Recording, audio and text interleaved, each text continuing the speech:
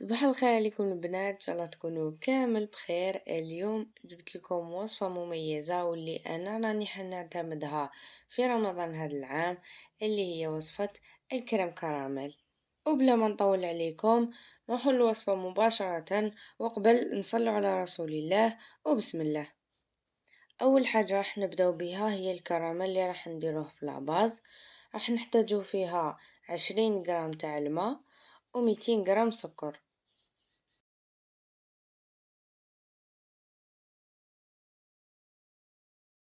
ونحطهم على درجة حرارة متوسطة حتى يلحقوا 185 درجة، سينو حتى تشوفوا الحق لهذا اللون. هنا نجيبوا المول اللي راح نديرو فيه الفلون تاعنا ونديرو فيه الكراميل ونخلوه على جنب يبرد بيد ما نوجدوا الوصفة تاع الفلون.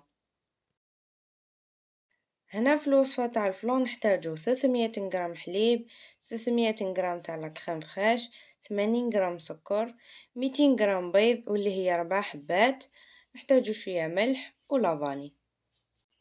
نبداو اول حاجه نديرو لاكخيم فريش مع الحليب، نزيدو لها شويه لافاني، اللي عندها لاغوس دو فاني يعني من الافضل، سينو نستعملو هذه لافاني ليكيد، ونحطوهم على النار حتى يلحقوا 80 درجة. من جهة أخرى نجيب بول ونحط فيه لا كونتيتي تاع البيض مع السكر، نخلطهم مليح حتى نشوف بلي هذاك السكر راهو ذاب. ومن بعد نجيب هذاك الخليط تاع الحليب ولا كريم فريش ونديرو معاه. هنا الحليب ولا كريم فريش كانوا لحقولي 80 درجة، يعني جوست كي نعاود نحيتهم من النار عاودت هبطت شوية درجة الحرارة تاعهم.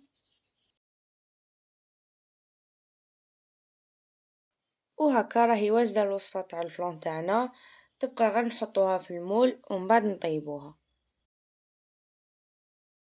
هنا الكراميل تاعنا راهو رايح يكون يابس، يعني وريت لكم باش ما ديروش سايح، ابخي تفسد لكم الوصفة. ونضيفو فوقو لا كونتيتي تاع الفلان، يعني ملاحظة برك بالنسبة للمبتدئات من الافضل انكم ديروا مول اللي يكون سامبل هكا باش يعاونكم باش تنحوا الفلان. هنا بالنسبة لاكويسون رايح يطيب على حمام مائي، يعني حنجيبو سنيوة تاعنا تاع الفور نديرو فيها الماء ونحطو المول تاعنا تاع الفلون ونحطو يطيب على 140 درجة.